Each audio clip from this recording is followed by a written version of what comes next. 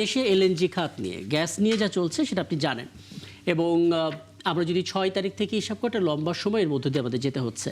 একটা বিষয় দেখুন, প্রতিমন্ত্রী বলেছেন সপ্তাহখানেক, মন্ত্রী বলেছেন 10 থেকে 15 দিন, যেটাই হোক হয়তো সমাধান হবে, না হয়তো উপায় নেই।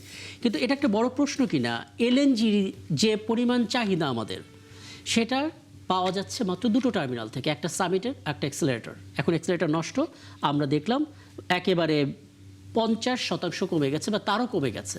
তার মানে আমাদের পুরো ইকোসিস্টেম চলছে মাত্র দুইটা টার্মিনালের উপরে। আমাদের কোনো বিকল্প নেই, নতুন জায়গা থেকে যে উৎস সংগ্রহ করব সেটাও নেই। দিন শেষে সংকটটা কোথায় দেখেন, পরিকল্পনার, পলিসি, নাকি আর্থিক সংকট?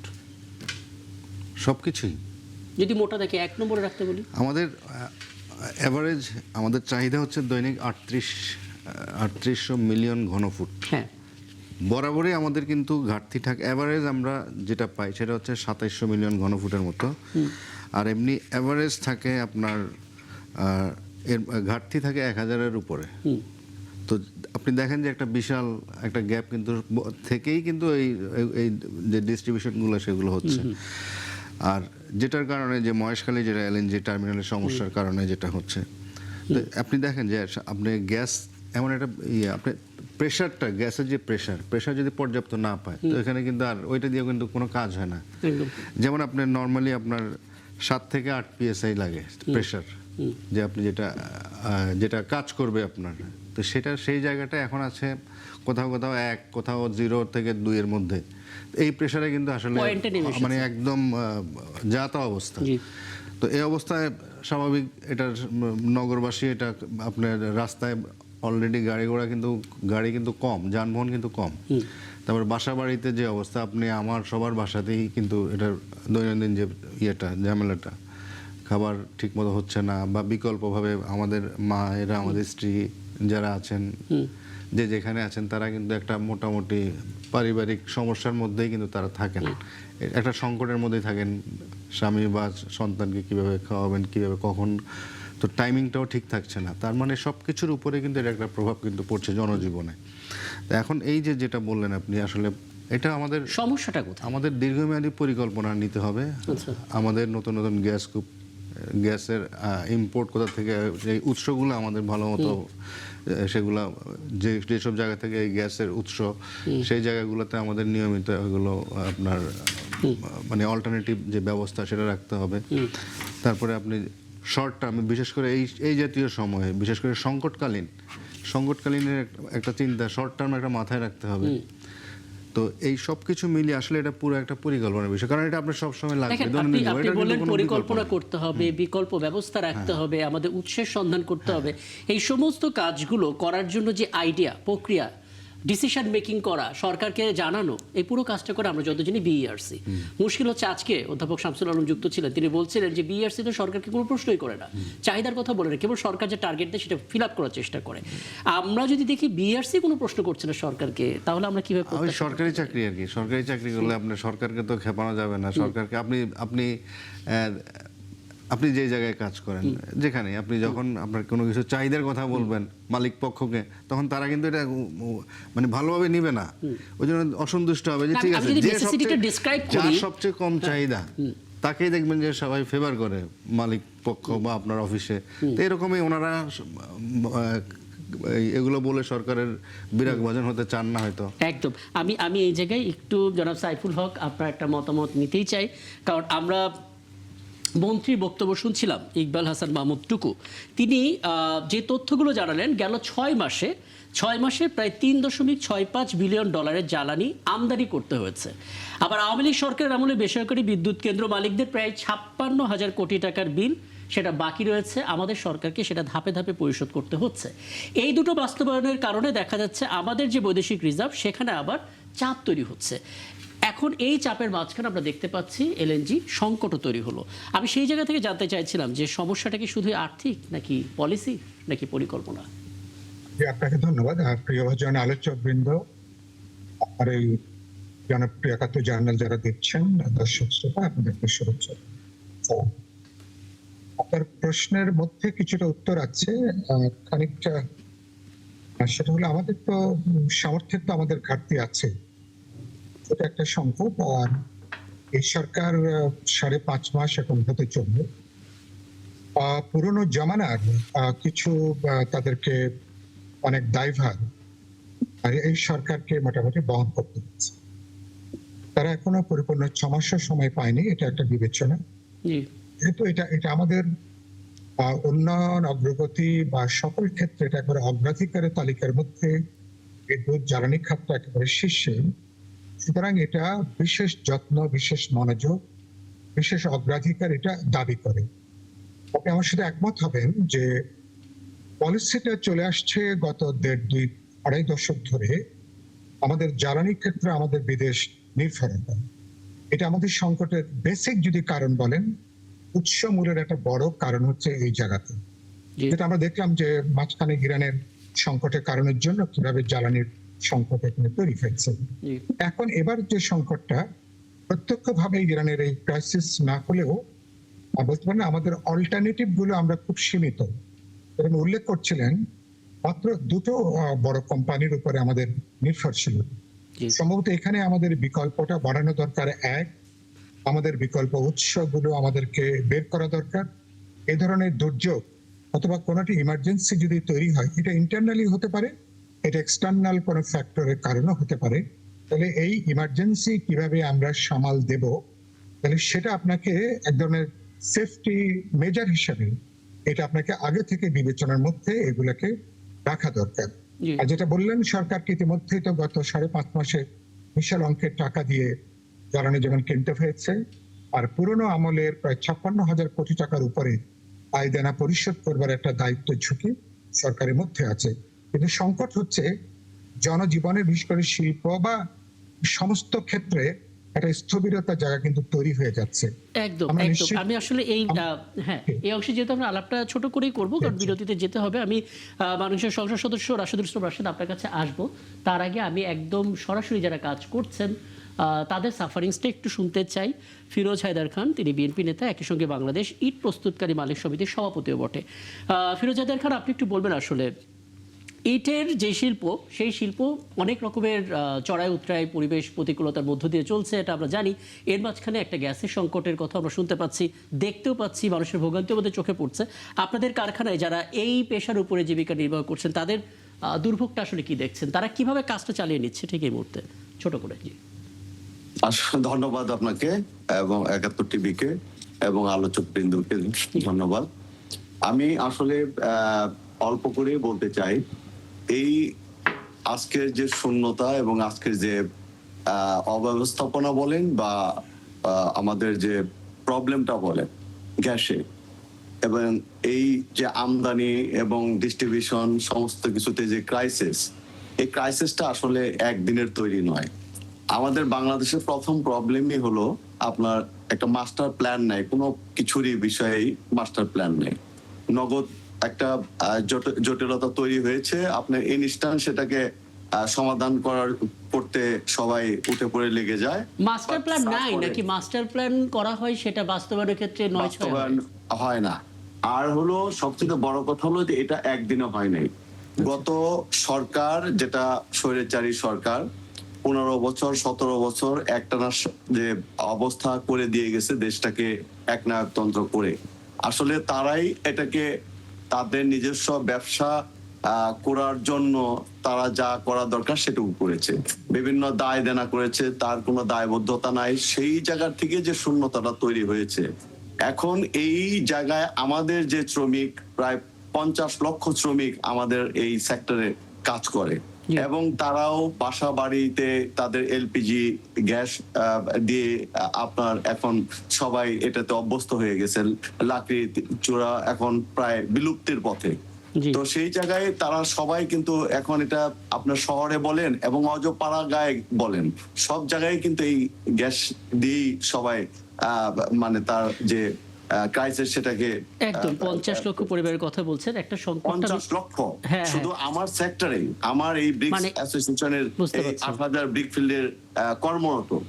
হ্যাঁ, তো সেই জায়গায় এই যে শূন্যতার দাম, যখনই একটা ক্রাইসিস তৈরি হয় তখন আবার কৃত্রিম দাম বৃদ্ধি হয়। কৃত্রিম দাম বৃদ্ধিতে তারা একটা অবস্থায় মানে জটিলতায় পড়ে যায়। বুঝতে পারছি সংকটটা একটা ধারণা আমরা পেলাম নিশ্চয়ই। রাশেদুল ইসলাম রাশেদ, আপনার কাছ থেকে একটা বিষয় একটু জানবো এবং বলে রেখে আপনার কথা বলার মাঝখানে হয়তো আমি বিরতিতে যাব, আলাপটা শুরু করি।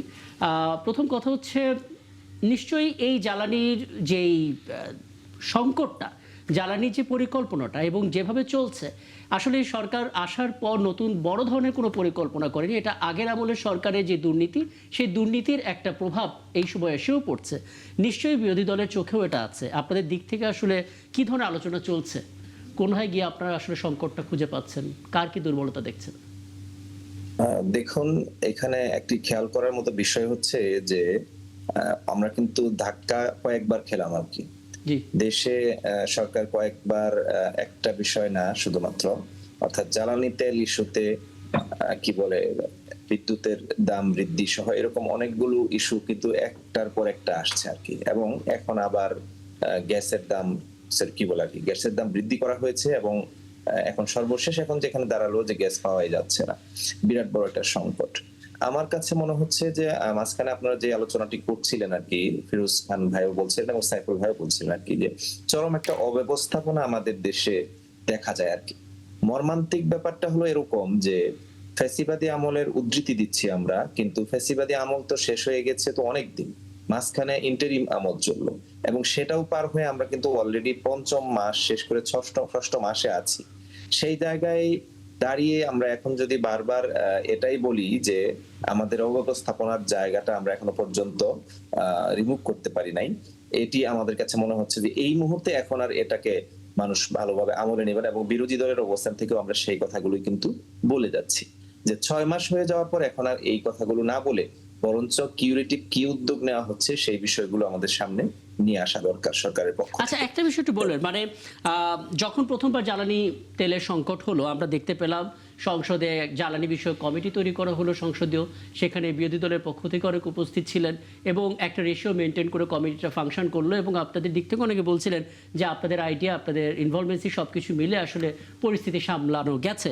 আমি একটা প্রশ্ন রেখে যাই, যদি সেই সময় জ্বালানি সংকট দূর করার ক্ষেত্রে এই কমিটি ভূমিকা রাখতে পারে, এখন এই প্রেক্ষাপটে আসলে কি করছে এই কমিটিটা বা কতটা ভূমিকা রাখতে পারে বা আদৌ রাখছে কিনা সেটা নিয়ে কথা হবে নিশ্চয়ই। প্রশ্নটা রাখলাম, আমি এই বিরতি থেকে এসে উত্তরটা খুঁজবো। দর্শক, আপনারা আছেন একাত্তর জানালে, ছোট্ট একটা বিরতিতে ফিরছি, সাথে থাকবেন।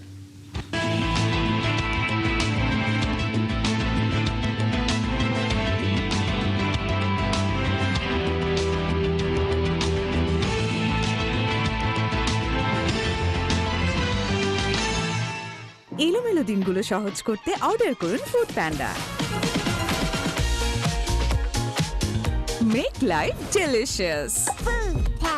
শব্দের আরেক নাম, একদম ইউনিক স্ট্রাকচারাল ডিজাইনের কসমিক ডোর। এর ওয়াল থিকনেস ও রিপ থিকনেস বেশি থাকায় থেকে 50 বছরেরও বেশি। কসমিক ডোর, নিশ্চিন্তে 50 বছর। আমিও তো চা বানাইনি। জীবন অবাক না করলে কে করবে? 28% মিল্ক ফ্যাটের অবাক করার সাথে ফ্রেশ মিল্ক পাউডার। জীবন অবাক করুক প্রতিদিন। এখন থেকে স্পাইসি ক্রিস্পি পটাটা। প্রাণ পটাটা একটি স্বনির্ভর বিস্কুট।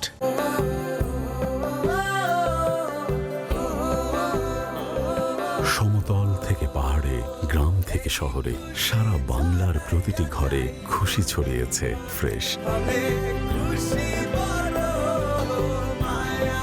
ফ্রেশ খুশি ছড়াই প্রতি ঘরে। বাবা, এত এনার্জি কই পাও? এই পাওয়ার চুমুকে অ্যাকশন।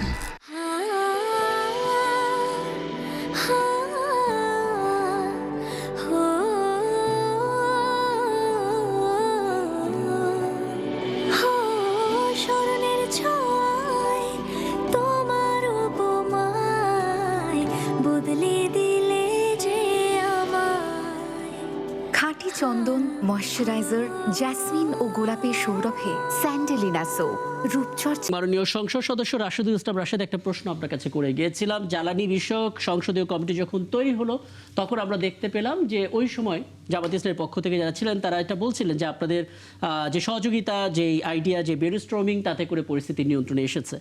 এখন আসলে সেই কমিটি কি করছে এই সংকটে? দেখুন, আসলে ওই কমিটি সকল সমস্যার সমাধান করে দিবে, ওটা একটা স্বাস্থ্য বটিকা, বিষয়টি এরকম নয়, আমি মনে করি না। কারণ ওইটা একটা সিচুয়েশন ছিল যে যখন শুধুমাত্র জ্বালানি সংকটটা এরকম না, বলা যায় যে অভ্যন্তরীণ একটা কি বল দুর্বৃত্তায়ন বা কিছু ঝামেলা ছিল আর কি, সবকিছু মিলিয়ে ওই সময়ের জন্য হয়তো ওইটাকে পারফেক্ট একটা আইডিয়া মনে হয়েছিল আর কি। আমি মনে করছি না যে এটিকে সব সময় সকল ক্ষেত্রে আপনি কাজে লাগাবেন এবং হবু কাজে লাগাবেন, কাজে আসবে, কারণ এখন তো আসলে সংকটটা যেটা আর কি, এটা তো সবাই দৃশ্যমান। আমাদের এখানে কি বলে সম্মানিত সাংবাদিক উপস্থাপন করেছেন বিষয়টি, কতটুকু ঘাটতি এটি তো আমরা এখন বুঝতে পারছি। এখন যে ক্রাইসিসটা, বিরোধী দলকে আপনি পাশে রাখতে পারেন, বিরোধী দলকে আপনি আয়নার মতো রাখতে পারেন এই জন্য যে আপনার কি কি ত্রুটি বিচ্যুতি আছে সেগুলো যেন কোনোভাবে বাইপাস না হয়ে যায়।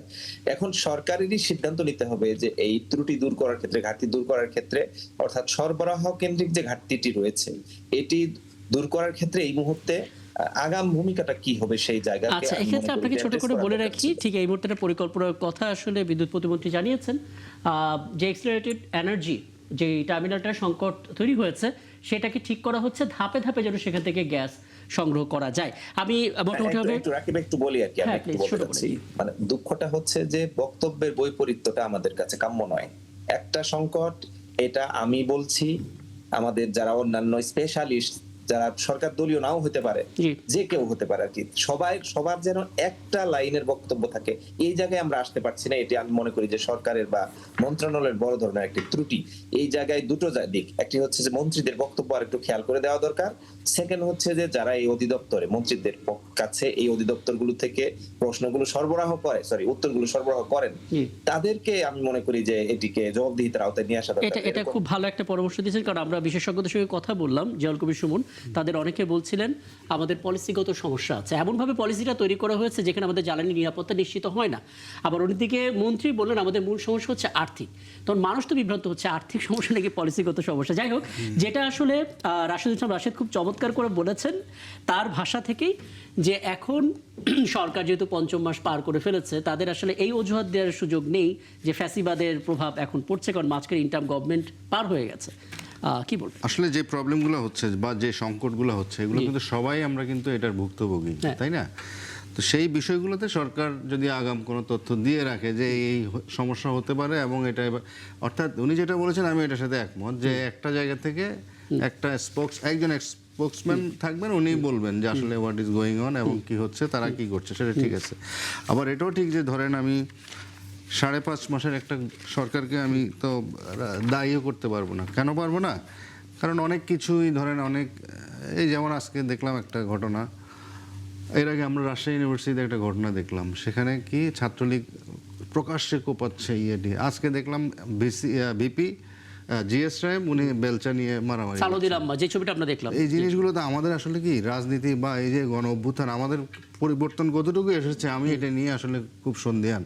কারণ আমরা ওই যে যেটা উনি বললেন যে আমরা বলছি এক, করছি এক, আবার মাঠে আরেকটা, এত কিছুতেই আমরা আসলে কুলিয়ে উঠতে পারছি না। আসলে আমাদের কি করা উচিত, আমরা কতটুকু জাতি হিসেবে আমরা এই পরিবর্তন, আমরা নিজেরা পরিবর্তিত হলাম, আমরা জনগণকে কি দিলাম, আমাদের রাজনীতিবিদরা, আমাদের গণমাধ্যম সবকিছু মিলিয়ে না এখনো আমি মানে আশাহত হতে হয় যে আকাঙ্ক্ষা ছিল জুলাইয়ের, সেটা জুলাইয়ের সময় বসে আসলে পরিপূর্ণভাবে হচ্ছে না। আমি বলে রাখি, শুধুমাত্র এই ছাত্র রাজনীতি নিয়ে যে সংকট, যে ঐতিহাসিক চ্যালেঞ্জ, সেগুলো নিয়ে নিশ্চয়ই আমরা একটা দীর্ঘ আলোচনা করবো 71 জানুয়ারি, এবং সেই সময় নিশ্চয়ই আপনারা থাকবেন, সেগুলো নিয়ে কথা বলার সুযোগ হবে। আমি আরেকটি প্রসঙ্গে আসতে চাই, এবং জনাব সাইফুল হক আপনাকে দিয়ে, আপনি নিশ্চয়ই শুনেছেন আদিন হাসপাতাল তার লাইসেন্স ফিরে পেয়েছে, দেওয়া হয়েছে 3টা শর্ত। আমি বলে রাখি 3টা শর্তের প্রথমটা হচ্ছে the medical practice and private clinics and laboratories regulation অধ্যাদেশ, এটা প্রতিপালন অব্যাহত রাখতে হবে। লাইসেন্সের যে শর্ত, সেই শর্ত অনুযায়ী ডিউটি ডাক্তার, নার্স নিয়োগের প্রক্রিয়া দ্রুত সম্পন্ন করতে হবে। এবং 3 নম্বর হচ্ছে লাইসেন্সের শর্ত প্রতিপালনে ব্যর্থ হলে দেন সরকার আসলে যে কোনো সময় আইনানুগ ব্যবস্থা নিতে পারে। এখানে তাহলে 3টা প্রশ্ন তো বড় আকারে থাকবে। প্রথম কথা হচ্ছে এই জিনিসগুলো, শর্তগুলো, এটা তো আজকের না, এটা সবসময় আসলে হাসপাতালগুলোকে অনুসরণ করতে হয়। আদিন হাসপাতাল কি এতদিন ধরে এটা করেনি? যদি করে না থাকে তাহলে তাদের নজরদারি কি কারোর চোখে ছিল না? যেই 6 নবজাতকের মৃত্যু হলো, এটা অপূরণীয় ক্ষতি, এর কোনো ব্যাখ্যা কি পাওয়া যাবে না? আবার সেদিন সাংবাদিকরা কাভার করতে গিয়ে এই হাসপাতালের স্টাফরা তাদের উপরে যে পরিমাণ চড়াও হয়েছে, সেগুলো নিয়েও কি আলোচনায় আসবে না? মানে পুরো বিষয়টা আপনার পর্যবেক্ষণ দিয়ে কি বলবেন? আমি যে আপনাকে ধন্যবাদ, আপনি একটা খুবই জনগুরুত্বপূর্ণ প্রশ্ন আমি প্রথমত যেটা আপনি উল্লেখ করলেন যে 6 জন নবজাতক শিশুদের যেভাবে মর্মান্তিক মৃত্যু, জি, এটা পুরো জাতিকে, আমাদের জনগণকে, সবাইকে এটা স্পর্শ করেছে, অনেককে এটা কাঁদিয়েছে। এরকম ঘটনা তো নিশ্চয়ই আমরা দেখতে চাইবো না। রাতদিন হাসপাতালে না, কোনো হাসপাতালে কোথাও এরকম ঘটনা ঘটবে এটা আমরা চাইবো না। হাসপাতালের যে ত্রুটি, ঘাটতি, গাফিলতি, দুর্বলতা, এটা অত্যন্ত স্পষ্ট। এটি নিয়ে কোনো বিতর্কের কোনো প্রশ্ন নেই। কিন্তু এটা একটা বিষয়। আবার একই সাথে হাসপাতালকে যেভাবে এক ধরনের একটা তাৎক্ষণিকভাবে সিদ্ধান্ত দিয়ে হাসপাতালকে যেভাবে বন্ধ করে দেওয়া হলো, আমি এটার সাথে পুরোপুরি আমি ঠিক একমত না। একমত এই জন্য যে এরকম একটা হাসপাতালে ঘাটতি আছে, ত্রুটি আছে, তার জন্য ব্যবস্থা আছে, স্বাস্থ্য যোগ্যতার প্রশ্ন আছে, এটা একটা আলাদা প্রশ্ন। কিন্তু গোটা হাসপাতালকে যেভাবে বন্ধ করে দেওয়া হলো, যার সঙ্গে হাজার হাজার রোগী বা লক্ষ মানুষ যার সঙ্গে কোনো না কোনো ভাবে সম্পর্কিত, এই মানুষগুলো কিন্তু অনেকেই জরুরি, অনেকগুলো গুরুতর সেবা থেকে মানুষগুলো বঞ্চিত হয়েছে। এগুলো বিবেচনার মধ্যে নেওয়া দরকার। 2 নম্বর হচ্ছে, আপনি যেটা উল্লেখ করলেন, আজকে যে শর্তগুলো দেওয়া হয়েছে, আপনি নিজেই বললেন এগুলো নতুন কোনো শর্ত নেই। যে কোনো হাসপাতালকে ফাংশন করবার ক্ষেত্রে, যে কোনো হাসপাতাল যখন তার কার্যক্রম শুরু করবে, এগুলো একেবারে অক্ষর মতন, যেগুলো প্রতিপালন করা ছাড়া, ন্যূনতম মানদণ্ড বা মাত্রা অর্জন করা ছাড়া হাসপাতাল কোনোভাবে লাইসেন্স পেতে পারে না। আমি আরেকটা পাল্টা প্রশ্ন যদি উত্থাপন করি, যারা আজকে এটা নিশ্চয়ই গুরুত্বপূর্ণ, কিন্তু একই ধরনের নীতিমালা আমাদের শত শত যে ক্লিনিক, হাসপাতাল, তারা কি বাস্তবে অনুসরণ, তারা কি করছেন?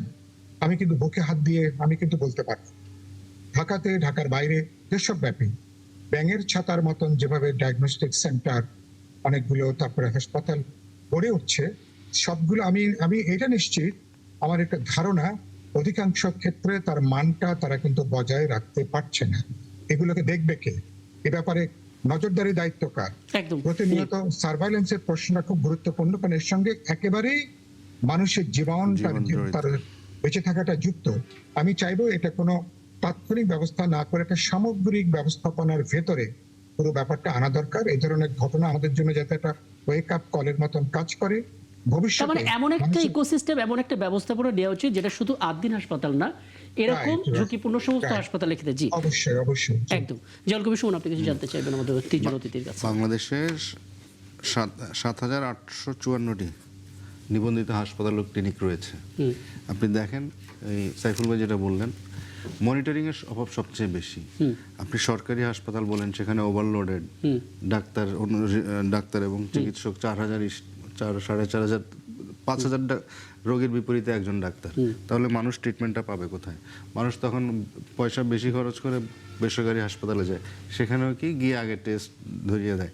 তো এই যে মানে সিস্টেমগুলো, আমাদের এই যে বেসিক যে জায়গাগুলো, আমাদের ধরেন জ্বালানিটা আমাদের একটা বেসিক, আমাদের হেলথটা, আমাদের শিক্ষা, এই জিনিসগুলো, এগুলোর জন্য একটা মানে দীর্ঘমেয়াদী। দেখুন, আমরা কখনোই সংকট বা দুর্ঘটনা না ঘটলে আলাপ করি আমরা, এটা রাইট, আমরা একটা দুর্ঘটনা ঘটে তারপর আমরা টকশোতে বসি, আমরা আলোচনা করি, এরপরে হয়তো 2-4 দিন কিছু তৎপরতা দেখব, কিছু বন্ধ হবে, তারপর আবার আন্ডারহ্যান্ড ডিলিংসে আবার চালু হয়ে যেতে পারে। তো এরকম এগুলো দিয়ে আসলে আমাদের যে বেড়ে ওঠা, আমাদের বেঁচে থাকা, বা এটাই একটা মিরাকল আর কি। একদম। আমি একটু ফিরোজা দেখান, আপনার কাছ থেকে একটু আসতে চাই। আমরা তো সব রাজধানী কেন্দ্রিক হাসপাতালগুলোর কথা বলছি, ঘুরে ফিরে এই জায়গায় নাগরিক সংকটগুলো আসি, কিন্তু আমরা জানি রাজধানীর বাইরের ছবিটা আরো ভয়ঙ্কর, এবং সেখানে আসলে কমিউনিটি ক্লিনিক থেকে শুরু করে বিভিন্ন রকমের ক্লিনিকগুলো, সেটা সরকারি হোক বা বেসরকারি হোক, সব জায়গা থেকেই নানা রকমের সংকট। আজকে আমরা কথা বলছি আদ্দিন হাসপাতাল। প্রথমত জানতে চাই, এই হাসপাতালে যা ঘটেছে এবং যে সিদ্ধান্ত এলো, তাতে আপনি নাগরিক হিসেবে মানে কিছুটা হলো সন্তুষ্ট কিনা, নাকি আপনার অভিযোগের জায়গা আছে, এবং আপনি যে জায়গাটাতে আছেন সেই জায়গায় আসলে ছবিটা একটু বলবেন। আমি আপনাকে আবারও ধন্যবাদ জানাই, আপনি একটা ইম্পর্টেন্ট ইস্যু নিয়ে এখানে কথা বলেছেন। আমি সাইফুল ভাই আমাদের নেতা, ওনার সাথে আমি একমত পোষণ করি। আমি বলছি যে এই আদ্দিন হসপিটাল যে অব্যবস্থাপনা বা 6 জন শিশু মৃত্যু, এটা অনাকাঙ্ক্ষিত, এটা কোনোদিনই কাম্য নয়। সরকার চেষ্টা করছে, প্রধানমন্ত্রী মাননীয় প্রধানমন্ত্রী তার সদিচ্ছার কোনো অভাব নেই, কিন্তু আপনি এই যেভাবে একটা হসপিটালকে আপনি ইনস্ট্যান্ট তার লাইসেন্স বাতিল করে বন্ধ করে দিচ্ছেন, যদি ওই ক্ষেত্রটা আপনি দেখেন তাহলে প্রথম যদি এরকম বন্ধ করতে হয় তাহলে তো ঢাকা মেডিকেল কলেজ আগে বন্ধ করতে হয়। আপনি ঢাকা মেডিকেল কলেজে আপনি গেলে আপনি দেখবেন যে সেখানকার অব্যবস্থাপনা বাংলাদেশে আমার মনে হয় যে চরম লেভেলের অব্যবস্থাপনা হলো বাংলাদেশের সর্বোচ্চ মানে মেডিকেল কলেজ হসপিটাল, সেটা ঢাকা মেডিকেল কলেজ। তো এইটা কোনো সলিউশন না আপনি ইনস্ট্যান্ট মানে বন্ধ করে দিবেন। এখান থেকে কি সেবা আপনি পাচ্ছেন? 150 টাকায় আপনার সাধারণ নাগরিক একটা অ্যাম্বুলেন্সের ভাড়া দিয়ে সেখানে নিয়ে তার রুগীকে নিয়ে যেতে পারে এবং অল্প খরচে ওখান থেকে রুগী চিকিৎসা পায়। এখন হাজার হাজার রুগীর মধ্যে কিছু অব্যবস্থাপনা থাকবে, সেটার জন্য আপনি একটা কমিটি করে দিতে পারেন, সেটা যাতে ইন ফিউচার ওখানে আর দ্বিতীয় কোনো এরকম অঘটন না ঘটে। এটা শুধু এই হসপিটাল না, এটা প্রত্যেকটা হসপিটালেই এই একটা মনিটরিং টিম থাকা প্রয়োজন। আসলে আমরা জাতি হিসেবে বাংলাদেশে এত বড় একটা গণ অভ্যুত্থান হয়ে গিয়েছে, তারপরেও আমাদের মন মানসিকতার পরিবর্তন হয় নাই। আমরা আমাদের নিজেদের শুধু ব্যবসা মানে কিভাবে টাকা আর্ন করব সেই ধরনের চিন্তা ভাবনা মাথার মধ্যে নিয়েই এই হসপিটাল মানে হলো সেবা দান করা। সেই আজকে কুমিদিনী হসপিটাল মির্জাপুরে, আপনি জানেন যে কুমিদিনী হসপিটাল এক সময় এটা সেই কলকাতা। আসলে আমরা যখন সংকটগুলো নিয়ে কথা বলবো, বিশেষ করে স্বাস্থ্য খাতের হাসপাতালগুলোতে, আসলে এই স্বল্প পরিসরে আয়োজনে শেষ হবে না। আমি হাসপাতাল 8 দিন কিন্তু এমনি আমার 2 মেয়ে কিন্তু ওইখানে হয়েছে। আচ্ছা আচ্ছা, হ্যাঁ, তো আমি এটা আরো 2007-8 দিকে কথা বলছি, তখন বেশ পরিষ্কার পরিচ্ছন্ন ছিল। তখনই ওই 8-10 দিকে বোধহয় ওরা 60 টাকা করে অ্যাম্বুলেন্স সার্ভিস চালু করে। এরপরে ধাপে ধাপে বাড়তে বাড়তে এখন বোধহয় 160 বা এরকম হয়, 160। হ্যাঁ, তো আর 160 না 170 আর কি এরকম। হ্যাঁ এরকম। তো তাদের আবার ধরেন 8 দিন মেডিকেল কলেজ আছে, তো কলেজে আবার দেশি বিদেশি শিক্ষার্থীরাও আছে, তারা আবার এখানে ইন্টার্নশিপ করে, তারা হাসপাতালে তারা কাজ করে। তো তাদেরও একটা সমস্যা হয়ে গেছে তখন এই 1.5 মাসে। তো আসলে আমরা একটা ঘটনা ঘটলে আমরা ইনস্ট্যান্ট কিছু সিদ্ধান্ত নিই, কিন্তু সেটা কতটুকু আসলে পারিপার্শ্বিক সবকিছু মিলিয়ে কতটুকু এটা ভায়াবল, কতটুকু যৌক্তিক, সেই জিনিসগুলো কিন্তু আমরা চিন্তা করি না। আমাদের আসলে পারিপার্শ্বিক সব জিনিস, এবং এখানে 250 টাকায় ডায়ালিসিস দেওয়া হয়, এটা তো ইম্পসিবল।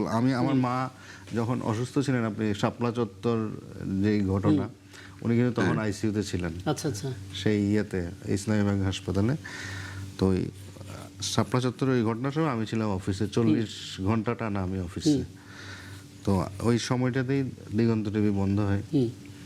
তো সেই জায়গাটা থেকে মানে বলতে গেলে আমি ইমোশনাল হয়ে যাই আসলে, অনেক বড় তো সেই জায়গাগুলো থেকে আসলে ইনস্ট্যান্ট যেটা বলছিলাম যে এখানে অনেক কিছু পারিপার্শ্বিক বিষয় ইনভলভ থাকে। তো সেই ইনভলভমেন্টের জায়গাগুলো থেকে সরকার যৌক্তিক এবং ন্যায়সঙ্গত সিদ্ধান্ত নিবে, সেটাই মানুষ প্রত্যাশা করে। একদম। আমি এখানে মানুষের জীবন মৃত্যু। হ্যাঁ, রাশেদ ইসলাম রাশেদ, আপনার কাছ থেকে এই বিষয়ে সবশেষ কথা যেটা আপনার শেষ করব। অনেকে এটা বলেন যে 8 দিন হাসপাতালের সঙ্গে, এই সেবার সঙ্গে জামাতে ইসলাম বিভিন্নভাবে জড়িত, সেই জায়গা থেকে আসলে এই উপকারও অনেকে পেয়েছেন যে কম টাকায় এখানে সেবা পাওয়া যায়। বোধ করি একটা আশ্রয় হিসেবেই মানুষ এখানে যায়। সেখানে গিয়ে যখন আসলে এই 6 নবজাতকের মৃত্যুর মতো ঘটনা ঘটে, দেশ জুড়ে একটা তোলপাড় হয়, তখন মানুষের আস্থাহীনতার জায়গা তৈরি হয়। বোধ করি সরকার সেই জায়গা থেকে এই লাইসেন্সটা সাময়িকভাবে বন্ধ করেছিল, কিন্তু এটা তো একটা বার্তা, তাই না, যে যেখানে মানুষ নির্ভরতা তৈরি করলো সেখানে এত বড় ভয়ঙ্কর ঘটনা ঘটে গেল। এই ঘটনার পর আসলে বিরোধী দল কিংবা জামাত ইসলামী 2 লেন্স থেকেই বলবেন আসলে কি ব্যবস্থাপনা থাকা উচিত, কি ব্যবস্থাপনার কথা আপনারা বলছেন আসলে? না, এখানে একটি দারুণ ব্যাপার যে আজকে আমরা যে কয়জন এখানে উপস্থিত, সবাই এই টপিকে যে পয়েন্টগুলো বলেছি আমরা সবই জনগণের কল্যাণার্থে বলেছি এবং বাংলাদেশের অব্যবস্থাপনাকে তুলে ধরেছি। আমার মনে হয় না যে এখানে এই মুহূর্তে সরকারের কি সিদ্ধান্ত এগুলোকে আমরা গুরুত্ব দিয়েছি। তো বিধায় আমি বলবো যে এখানে প্রতিষ্ঠানটির সাথে জামাত সংশ্লিষ্টতা আছে কি না আছে সেই সব তো অবশ্যই আমাদেরকে গুরুত্ব দেওয়া দরকার। জামাত সংশ্লিষ্ট থাকলে এই প্রতিষ্ঠানটার বিরুদ্ধে আপনি এত বড় শক্তিশালী সিদ্ধান্ত নিয়ে নেবেন, এই সমস্যা তো ইতোমধ্যে আপনারা বলেছেন যে আমরা চাইলে অন্যভাবেও সমাধান করতে পারতাম আর কি। আমি আসলে বলতে চাচ্ছিলাম আর কি, মানে একটু হাসি পাচ্ছে আমার একটা বিষয়, কিন্তু মর্মান্তিক বিষয়টি, হৃদয় বিদারক। আমাদের সাংবাদিক ভাই বলছিলেন নাকি বিষয়টি ওনার ব্যক্তিগত এক্সপেরিয়েন্স থেকে। আমার একটা প্রতিষ্ঠান আছে ইভেন্ট কেয়ার ইন্টারন্যাশনাল, এটার টার্গেটটা হচ্ছে যে আমরা কনসালটেন্সি দেই। আমরা জেলা শহরগুলোতে আপাতত শুরু করেছি। সবচেয়ে ভালো যে হাসপাতালগুলো জেলা শহরে, সেই হাসপাতালগুলোকে আমরা টার্গেট করে তাদের সাথে গিয়ে বসছি। আপনার প্রতিষ্ঠানের কি কি বিষয় আশয় আছে নাই, এটা আগে আমরা যাচাই বাছাই করে দিচ্ছি তাদেরকে। এবং আপনি দেখে ভয়ঙ্কর ঘটনা যে তার হাসপাতালের সেলস আছে, রোগী ভিড় বাট্টা ব্যাপক চলছে, ব্যাপক মানে কি বলে শেষ নাই, কিন্তু সেখানে না আছে প্রকিউরমেন্ট, না আছে ট্রেনিং, না আছে প্রপার ম্যানেজমেন্ট, এইচআরডি, কোনো কিছু নাই, কিন্তু চলছে। ইভেন আপনি জেনে আশ্চর্য হবেন যে ভালো কোনো অ্যাকাউন্ট সিস্টেমও নাই। এবং এই প্রতিষ্ঠানটা যে ভয়ঙ্কর ধরনের সংকটে পড়তে যাচ্ছে, এটা আপনি প্রতিষ্ঠানের এই কাগজপত্র ঘাটলে দেখতে পাবেন আর কি। তো এখন সরকারের একটি বড় ধরনের কি বলছে যে 1982 সালের একটা অ্যাক্ট আছে, সেই বিধান ধরে তারা ধারাবাহিকভাবে চলতে হবে আর কি। প্রথমত আমি অনুরোধ করব সরকারকে অতি দ্রুত এই 1982 সালের আইনটাকে সংশোধন করে বর্তমান সময়ের প্রেক্ষাপটকে সামনে রেখে একটি পূর্ণাঙ্গ আইন করবে, এবং সেটা বাস্তবায়ন করার জন্য শুধু আদ্দিন না বা ইবনে সিনা না এরকম বিষয়গুলো না। এখন বিষয়গুলো কিরকম, আমার বাসা হলো ইবনে সিনার পাশে, ইবনে সিনা হাসপাতালে যেন একটা সিট পাওয়া যায়, আমাকে লবিং করার জন্য ফোন দেয় আর কি, যে একটু বলে দেন না একটা সিট পাওয়া। মানে প্রাইভেট হাসপাতালে, সরকারি হাসপাতালের কথা বলেছেন ফিরোজ খান ভাই, প্রাইভেট হাসপাতালে এখন সিটের জন্য সুপারিশ করা লাগে আর কি। তো সেই সিচুয়েশনে আমরা আছি।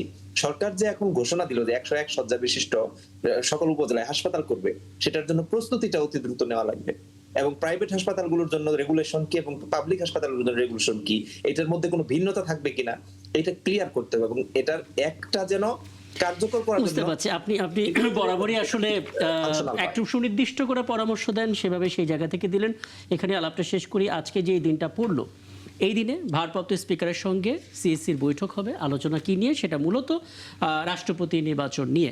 আমি একটু জনাব সাইফুল হক আপনার একটা মতামত দিতে চাই, কারণ আমরা দেখেছি রাষ্ট্রপতি নির্বাচনের যে প্রক্রিয়া এবং যিনি নির্বাচিত হন রাষ্ট্রপতি, পুরোটা কেন যেন একটা মানে চোখ বন্ধ করলে বোঝা যায় একটা নিয়মিত সিলেবাসের মধ্যেই থাকে, যার নেগেটিভ ইম্প্যাক্টটা আমরা কিছুদিন আগে দেখলাম যে একটা রাষ্ট্রপতি তিনি বিভিন্ন সময় বিভিন্ন প্রেক্ষাপটে তাকে অ্যাডজাস্ট করতে হয়েছে, দায় মুক্তির ব্যাপারটা এসছে, পুরো মেয়াদ অপূর্ণ রেখেই তাকে চলে যেতে হয়েছে, শারীরিক অসুস্থতার বিষয়টাকে সামনে এনে। আমরা নিশ্চয়ই এরকম রাষ্ট্রপতি চাইবো না। আমরা চাইবো এমন একজন রাষ্ট্রপতি যিনি আসলে সত্যিকার অর্থে ভূমিকা রাখবেন। এখন সিএসসির সঙ্গে বৈঠক হবে, ভারপ্রাপ্ত রাষ্ট্রপতির সঙ্গে, ভারপ্রাপ্ত স্পিকারের সঙ্গে বৈঠক হবে। আপনি আসলে কোন ধরনের মতামত দিতে চান রাষ্ট্রপতি নির্বাচনের ক্ষেত্রে, যেহেতু জুলাই পরবর্তী বাংলাদেশে আমরা আছি? জি, আপনাকে ধন্যবাদ। প্রথমত এটা তো সেপ্টেম্বরে আমাদের যে জাতীয় সংসদের অধিবেশন শুরু হবে, সেই অধিবেশনে নতুন নির্বাচিত রাষ্ট্রপতি হবেন। আমাদের পার্লামেন্ট মেম্বাররা তারা একজন স্থায়ী রাষ্ট্রপতি নির্বাচন করবেন। এটাই বিধি বা এটাই আমাদের প্রত্যাশা। দুই হচ্ছে যে আগামীকালকের বৈঠকটা খানিকটা আনুষ্ঠানিকতা হয়তো আমার কাছে, কিন্তু কারণ নির্বাচন কমিশন ফাইনালি জাতীয় পার্লামেন্ট বা পার্লামেন্টের অভিভাবক হিসাবে স্পিকারের তার যে মতামত সেটা ইলেকশন কমিশন জানতে চাইবে। তো এটা একটা সাংবিধানিক একটা কার্টসি বলি বা পদ্ধতি, তার একটা অংশ বলি। আর তারপরে আপনি যেটা উল্লেখ করছিলেন যে আমরা ভবিষ্যতে আমরা, কারণ আমাদের এখানে অধিকাংশ রাষ্ট্রপতিরা তাদের টেনিওর তারা আসলে পার করতে পারেনি, এটা আমাদের জন্য খুব দুর্ভাগ্যের। তিনি রাষ্ট্রের 1 নম্বর ব্যক্তি, সবচেয়ে মর্যাদাবান, সবচেয়ে সম্মানের ব্যক্তি, এক ধরনের রাষ্ট্রের বা জনগণের অভিভাবক তৈরিও একটা সাংবিধানিক পদ। যেটা আমি দেখতে চাইবো একজন যোগ্য, সৎ, নিবেদিত প্রাণ, যার একটা দীর্ঘ রাজনৈতিক জীবন আছে, ক্যারিয়ার আছে, জনগণের সঙ্গে যার একটা অর্গানিক রিলেশনশিপ আছে, জনপ্রত্যাশা যিনি ধারণ করতে পারেন, এরকম একজন সৎ সজ্জন। এখনকার যে সংবিধান সেটা অনুসারে কি বিরোধী দল তাদের দিক থেকেও নাম প্রস্তাব করতে পারে? আমি বলছি, আচ্ছা এরকম দেখতে চাইবো। আর আমি ইতিমধ্যে গতকালকে আমি আমার জন্মদিন উপলক্ষে যে একটা যে বই প্রকাশ হয়েছে, সেখানে কথাটা কালকে বাদিবে আমি উল্লেখ করেছি। সেটা হচ্ছে যে আর আমরা দেখতে চাইবো যে অল্প একটু মেরুদণ্ড আছে এরকম একজন, মানে অন্যান্য গুণাবলীর সাথে এরকম একটা মেরুদণ্ড সম্পন্ন মানুষকে রাষ্ট্রপতি পদে আমরা দেখতে চাইবো। কারণ হচ্ছে যে এবার আমরা আমাদের যে কনসেনসাস রাষ্ট্রপতি জাতীয় ঐক্যমত কমিশনে, এবার আমরা প্রধানমন্ত্রীর নির্বাহী ক্ষমতার সাথে রাষ্ট্রপতিরও কিছু ক্ষমতাকে সেখানে অর্পণ করবার ব্যাপারে দলগুলো আলাপ আলোচনা করেছে। আচ্ছা। আমি নিশ্চয়ই চাইবো সংবিধান অষ্টাদশ সংশোধনীতে যে তারা সেপ্টেম্বরে যে তারা যদি বিলটা উত্থাপন করেন, সেখানে রাষ্ট্রপতি পদের দায় দায়িত্বের ব্যাপারেও কিছু দায় দায়িত্ব সেখানে যুক্ত হবে। আর আপনি আমাকে যে প্রশ্ন করলেন, হ্যাঁ, আমাদের বিরোধী দলের অবশ্যই তারাও সেখানে রাষ্ট্রপতির নাম নির্বাচন তারা প্রস্তাব করবার তাদের সে সাংবিধানিক সুযোগ এবং অধিকার তাদের আছে। আমাদের এখানে যেগুলো হয় রাজনীতি দলের বাইরে তো আমাদের এখানে অধিকাংশ আমাদের পার্লামেন্ট মেম্বাররা যান না বা যাওয়ার কোনো বিধান এখনো পর্যন্ত নাই। তো কিন্তু বিধান আছে, সুযোগ আছে বিরোধী দল দিক থেকেও, এমনকি যারা স্বতন্ত্র সদস্য আছেন বা সেখানে আমার মনে হয় যে তারাও নামের প্রস্তাবনার ক্ষেত্রে সম্ভবত তাদের কিছু সাংবিধানিক অধিকার সেদিক থেকে আছে। আমি দেখলাম যে জামাত ইসলামী থেকে সম্ভবত বলা হয়েছে যে তারা কোনো রাষ্ট্রপতির নাম তারা প্রস্তাব করতে যাচ্ছেন না, এরকম একটা কথা আমি সংবাদপত্রে। আচ্ছা, এটা তাহলে একটু পরিষ্কার হয়ে আসি, জনাব রাশিদুল রাশিদ বলতে পারেন মানে আপনার দিক থেকে রাষ্ট্রপতি পছন্দের নাম কোনো প্রস্তাব করা হবে কিনা, সিদ্ধান্তটা কি ছিল? আমাদের আজকে একটা নির্বাহী মিটিং ছিল, নির্বাহী মিটিংটা রাতে হয়েছে, যে কারণে আমি খবরটা পাইনি এই ইয়েতে যুক্ত হওয়ার আগ পর্যন্ত। আচ্ছা, সিদ্ধান্তটা হয়তো কালকে জানতে পারবো। আচ্ছা, আর একটা বিষয় একটু জানতে চাইছিলাম, মানে একটা ছোট কথা বলছিলেন সাইফুল হক, মানে ছোট একটা লাইন কিন্তু অর্থটা অনেক গভীর। মানে রাষ্ট্রপতি আমরা এমন চাই যার একটুখানি হলো মেরুদণ্ড থাকবে, মানে একটুখানি মেরুদণ্ড না থাকা যে ইতিহাস, সেটা আসলে কাকে দায়ী করবেন আপনি? আমি এখানে সাইফুল ভাইকে অনেক ধন্যবাদ জানাই যে খুবই বাস্তব ভিত্তিক এবং বলা যায় যে অনেক বড় সাহসী বক্তব্য দিয়ে ফেলেছেন। কারণ রাষ্ট্রপতি এমন একটা জায়গা আমাদের দেশে করে রাখা হয়েছে সংবিধানে, যে এটা নিয়ে আসলে এত কিছু বলাও যায় না, মানে আইনটাই এরকম আর কি। কিন্তু একটু লেজ বিশিষ্ট ব্যক্তি বাছাই করা হয়, মানে দুঃখজনক আর কি। ইভেন আমি এটাকে বলি যে রাজা, মানে অনেক দেশে দেখবেন কি বলে ইউনাইটেড কিংডমে রাজা যাকে করে রাখা হয়েছে, আমাদের দেশে রাষ্ট্রপতি কিছুটা ওইরকম আর কি। উনার আসলে খুব বেশি ফাংশন নাই, এবং উনি কি কি ফাংশন করবেন, কি কি বক্তব্য দেবেন, মোটামুটি ওই ইউনিভার্সিটি গুলোতে যে সমাবর্তনে যে একটু হাস্যরসাত্মক কিছু বলবেন, ওইটাও মানুষ গেস করে, এবং এর বাইরে তিনি ফর্মাল কি কি বক্তব্য দিবেন সেটাও মানুষ গেস করতে পারে, আগে থেকে জানতে পারে যে এটা উনি বলবেন বা এটা উনার করণীয় আছে আর কি। তো শুধু এইটুকুর মধ্যে সীমাবদ্ধ একটা এত বড় সাংবিধানিক প্রতিষ্ঠান, বলছি আমরা যে সর্বোচ্চ প্রতিষ্ঠান আর কি সরকার, দেশের, রাষ্ট্রের, সেই জায়গাটা আমাদের জন্য খুবই মর্মান্তিক। আর সেকেন্ড হচ্ছে কি, দেখেন আর কি, যে সাইফুল ভাই মনে বলছিলেন এটা, যে কোন রাষ্ট্রপতি আমার কাছে মনে হয়েছে যে খুব সুন্দরভাবে, সম্ভবত 2 বা 3 জন ছাড়া সুন্দরভাবে শেষ করতে পারেননি। শুরুটাও সুন্দর হয়নি, শেষটাও সুন্দর হয়নি। এই জন্য এই যে বাছাই করার ধরন এবং সর্বশেষ যাদেরকে আমরা নির্ধারণ করছি, সেই ব্যক্তি অবশ্যই সজ্জন হওয়া দরকার এবং অবশ্যই গুরুত্ববান ব্যক্তি হওয়া দরকার, এবং যার দ্বারা এই সমাজের, রাষ্ট্রের কিছু উন্নতি হবে, এরকম একটি জায়গা। বুঝতে পারছি, যেহেতু শক্তিশালী বিরোধী দল পার্লামেন্টে আছে, তার মানে পুরো বিষয়টা হয়তো সহজ হবে না। ছোট করে প্লিজ। হ্যাঁ, একটু ছোট্ট, সেটা হচ্ছে যে আমার মত হচ্ছে যে আমাদের রাষ্ট্রপতি যে রুলস রেগুলেশন গুলো সংবিধানে আছে, এগুলোকে আরেকটু রিভিউ করা দরকার। জি, চমৎকার। আমি একটা ছোট্ট বিষয় শেয়ার করি। জাওয়াল কবির সুমন, আমরা আজকে প্রতিবেদন প্রচার করছিলাম এবং সেখানে মির্জা ফখরুল ইসলাম আলমগীর একটা বক্তব্য ছিল যে যথাসময়ে রাষ্ট্রপতি নির্বাচন হবে এবং বছর শেষে স্থানীয় সরকার ভোট হবে। আমরা একটু পরে স্থানীয় সরকার ইস্যুতে আসবো, তার আগে রাষ্ট্রপতি ইস্যুতে একটু বলে রাখি। এই আয়োজনে প্রশ্ন করা হয়েছিল মির্জা ফখরুল ইসলাম আলমগীরকে যে বিএনপিকে ফ্যাসিবাদী দল বলা হচ্ছে একটা জায়গা থেকে। তিনি বলছিলেন এমন মন্তব্য যারা করেন তাদের জ্ঞানের অভাব রয়েছে। এ সময় তিনি জামাত ইসলামের আমির উদ্দেশ্যে বলেন যে দলের গঠনতন্ত্র পড়ে দেখা উচিত, জামাত গণতান্ত্রিক দল কিনা সেটি তারা নিজেরাই বিবেচনা করবেন। এটা না হয় পরের আলাপ, কিন্তু কথা হচ্ছে ফ্যাসিবাদ শব্দটাকে আমরা একটু বেশি ব্যবহার করে ফেলছি। হ্যাঁ, এক অর্থে তো তাই। কারণ আপনি 17 বছর আওয়ামী লীগ শাসন করেছে। জি, আপনি কত 2012-13 সম্ভবত প্রথম মাহমুদুর রহমান সাহেব উনি আমার দেশে লিখলেন ফ্যাসিবাদের পদধ্বনি। তারপর থেকে কিন্তু এই শব্দটা আমাদের রাজনীতির মধ্যে, আমাদের কথাবার্তার মধ্যে আস্তে আস্তে, তাও কিন্তু তাড়াতাড়ি না। ওনার এটার পরে ওনাকে ধীরে ধীরে অফিসে ওনাকে ঘিরে ফেলা হয়েছে, ওনাকে এর পরবর্তীতে অ্যারেস্টও করা হয়েছে এর কিছুদিন পরেই, 13 এপ্রিলে সম্ভবত। তো সেই জায়গাটায় আপনি ফাইনালি স্টাবলিশ করেছেন কবে? 2024-এ, যেটা ফ্যাসিবাদ, এই ফ্যাসিস্ট সরকার, হোয়াট এভার এই রিলেটেড যা আছে।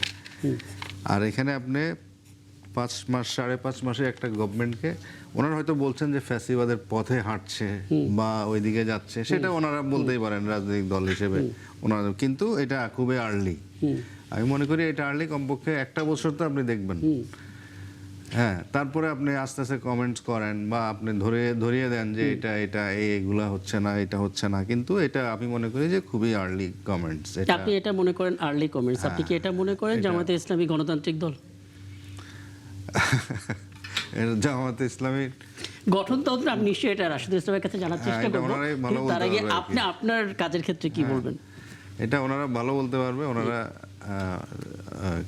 আমি তো তাহলে রাশিদুল ইসলাম রাশিদ আপনার কাছ থেকে একটু জানতে চাই, মানে জামায়াতে ইসলামীর যে গঠনতন্ত্র, সেই গঠনতন্ত্র পড়ে কি এটা প্রমাণ হয় বা এটা বুঝতে পারে সবাই যে জামায়াত ইসলাম একটা গণতান্ত্রিক দল?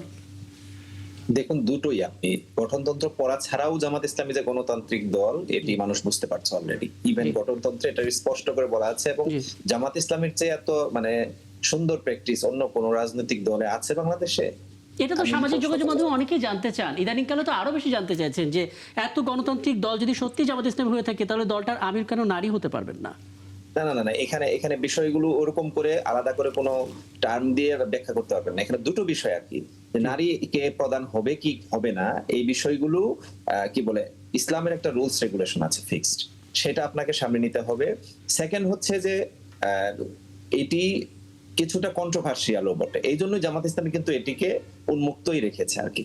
বাট ইসলামের অনেকগুলো ব্যাখ্যা যেহেতু এক্ষেত্রে আছে, জামাত ইসলামীতে এখন যে প্র্যাকটিস গুলো আছে সেগুলো নিয়ে কিন্তু নারীদের মধ্যে কোনো অসন্তোষ নাই। আপনি কখনো দেখবেন না আমাদের নারীরা কখনো ব্যাখ্যা নিয়ে আসছে যে আমাদেরকে কেন সামনে নিয়ে আসা হচ্ছে না, আমাদেরকে কেন আমির করা হচ্ছে না, এরকম বিষয়গুলো নাই। তার মানে তারাও বিষয়টা জেনে শুনেই এটাকে মেনে নিয়ে সামনের দিকে এগুচ্ছে।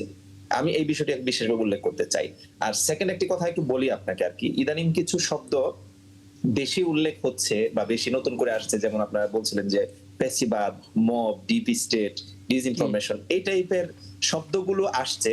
এগুলো আমাদের বর্তমান কালচারের সাথে মিশে গেছে, এবং দেখবেন যে এখন আমাদের প্রজন্ম যে আর কি খুবই সেনসিটিভ, খুব দ্রুত সিদ্ধান্ত নিয়ে নেয়। আপনারা যেমন আজকে আমরা আলোচনা করছিলাম যে এই সরকারের 6 মাসের মধ্যে আমরা অনেক কিছু দ্রুত সিদ্ধান্ত নিচ্ছি কিনা, এটা শুধুমাত্র দ্রুত না, আমাদের মেন্টালিটিটা কিন্তু এখন বিশ্বব্যাপী চেঞ্জ হয়ে গেছে। এখন খুব দ্রুত আমরা যে কোনো বিষয়ে সিদ্ধান্ত নেই, যে কোনো বিষয়ে আমরা রেজাল্ট আশা করি। সুতরাং সেই দৃষ্টিভঙ্গি থেকে আপনাকে তো কোনো একটা ব্যাখ্যায় আসতে হবে। আপনি ধরে নিলাম যে এটিকে ফ্যাসিবাদ হিসেবে আখ্যা করবেন না, কিন্তু বিএনপির কিছু কার্যক্রম যেগুলো নিয়ে আজকে আমরা সাফার করছি আর কি দেশে, সেগুলো তো আমাদেরকে ফ্যাসিবাদ না বললেও ওরকম কোনো অগণতান্ত্রিক অথবা জোর করে চাপিয়ে দেওয়া কি বলে এটাকে, এরকম তো মনে জানতে চাইলে আপনি বোধহয় খালি জুলাই সনদের কথাই তো বলবেন, তাই না?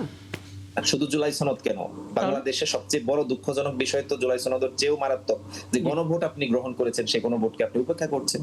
তো সেই এই বিষয়গুলো আমাদেরকে তো মনে করিয়ে দিচ্ছে। আচ্ছা, আমি ধরে নিলাম যে ফ্যাসিবাদ শব্দটা বাদ, আওয়ামী লীগ বা বিগত দিনে আওয়ামী লীগের অনুরূপ সরকার যেগুলো এসেছে সেই টাইপের ব্যবস্থাপনার দিকে তো আস্তে আস্তে আমরা যাওয়া শুরু করছি।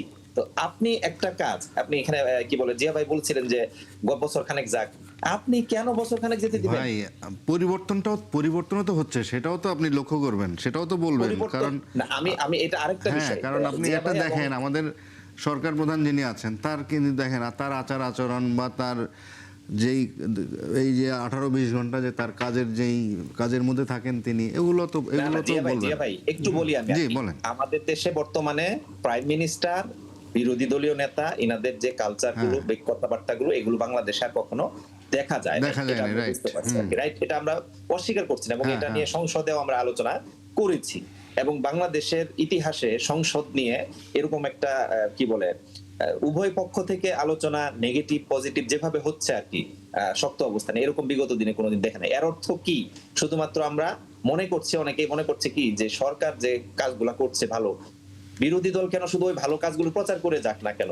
তো তাহলে বিরোধী দলের ফাংশন কি শুধু সরকারের ভালো কাজের সমালোচনা? আচ্ছা, এই ব্যাখ্যাটা বিভিন্ন সময় রাশিদুল ইসলাম রাশিদ এখানে এসেই বলেছেন। আজকেও তিনি বললেন যে হ্যাঁ, সরকার যে ভালো কাজগুলো করছে, পরিবর্তনগুলো করছে, সেটা তারা অ্যাকনোলেজ করেন, কিন্তু সেটা বলাটা তো আসলে বিরোধী দলের কাজ না। তাহলে তো মানে আচ্ছা, যাই হোক, আপনি পরিষ্কার হলাম। আমি একটু জনাব ফিরোজ হায়দার খান আপনার কাছ থেকে একটু জানতে চাই, যেটা আসলে মাননীয় সংসদ সদস্য বললেন, আপনি নিজে এতে কনভিন্স কিনা যে হ্যাঁ, এখনকার তরুণ প্রজন্ম একটু সেনসিটিভ, তারা আসলে একটু গরমিল দেখলে কিছু বক্তব্য দিয়ে ফেলে, সেই জায়গা থেকে ফ্যাসিবাদ শব্দটা চলে এসেছে, সেই জায়গা থেকে বিএনপি ফ্যাসিবাদের দল এরকম একটা কথা বলা হয়েছে। আপনি অন্তত একইভাবে মনে করেন নাকি আসলে এখানে আমাদের একটু অসহিষ্ণুতার পরিমাণটা বেশি, আমাদের পারস্পরিক আক্রমণের কোনো প্রভাব আছে? হয়তো আপনারা ঠিকঠাক মতো কথা বলছেন বটে, কিন্তু মাঝখানে কোনো পক্ষ আছে যারা আসলে ফাটল ধরাতে চায়। কি বলবেন আসলে? ধন্যবাদ আপনাকে। আমি এই আপনার এই ইস্যুটা আগে আমি একটু আমাদের রাষ্ট্রপতি নিয়ে একটু আমি 1 মিনিট একটু বলতে চাই, আমাকে একটু সুযোগ দেন। সেটা হলো যে রাষ্ট্রপতি ইস্যুতে আমাদের সাইফুল ভাই বলেছে এবং আমাদের অন্য সাংবাদিক ভাই বলেছেন। আমি একটু এখানে বলবো যে আমাদের একজন সুন্দর রাষ্ট্রপতি দরকার, শক্তিশালী রাষ্ট্রপতি দরকার।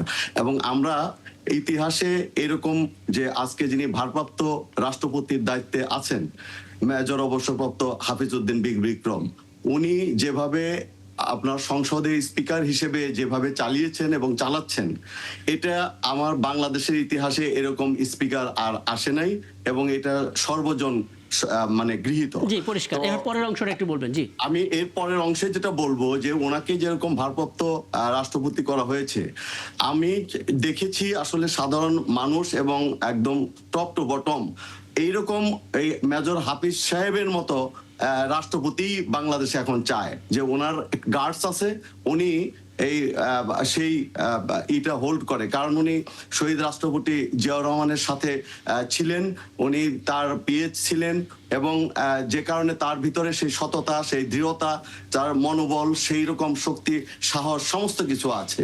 যে কারণে আমি বলবো যে এরকম একজন রাষ্ট্রপতি যদি আমাদের বাংলাদেশে হয়, তাহলে এই কিছু অ্যামেন্ডমেন্ট এনে তাকে একটু ক্ষমতা ভারসাম্য করে দিলে তাহলে দেশের জন্য ভালো। আর ফ্যাসিস্ট যেটা বলেছে, আসলে ফ্যাসিজম আমাদের প্রধানমন্ত্রী, মাননীয় প্রধানমন্ত্রী আপনার যেভাবে যে উদাহরণগুলো দেখাচ্ছে, শুধু এটা দেখানোর জন্য দেখানো নয়, যে বিরোধী দলকে বলেন এবং নিজ দলে বলেন। আমার প্রশ্নটা ছিল এই টার্মগুলো যে ব্যবহার হচ্ছে, এটা মানে অতিরিক্ত অসহিষ্ণুতার কারণে নাকি প্রত্যাশা অনেক বেশি সেটা পূরণ হচ্ছে না বলে?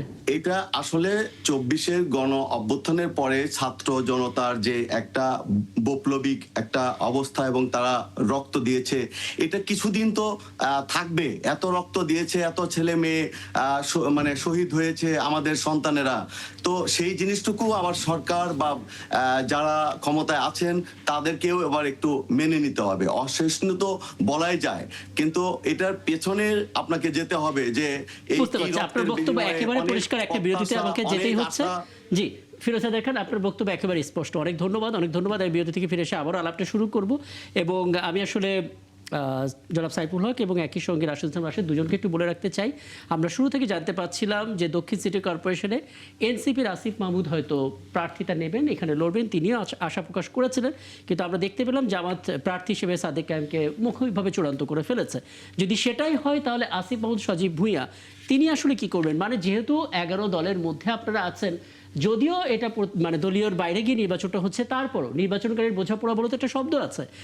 একটু বিস্তারিত জানার চেষ্টা করবো মেরুকরণ কোথায় কি হচ্ছে। একটা ছোট্ট বিদ্যমান ফিরে এসে সিনিয়র সাংবাদিক হিসেবে নিশ্চয়ই মাঠের রাজনীতি এবং একই সঙ্গে নির্বাচনকারীর বাস্তবতা দুটোর দিকে আপনার নজর আছে।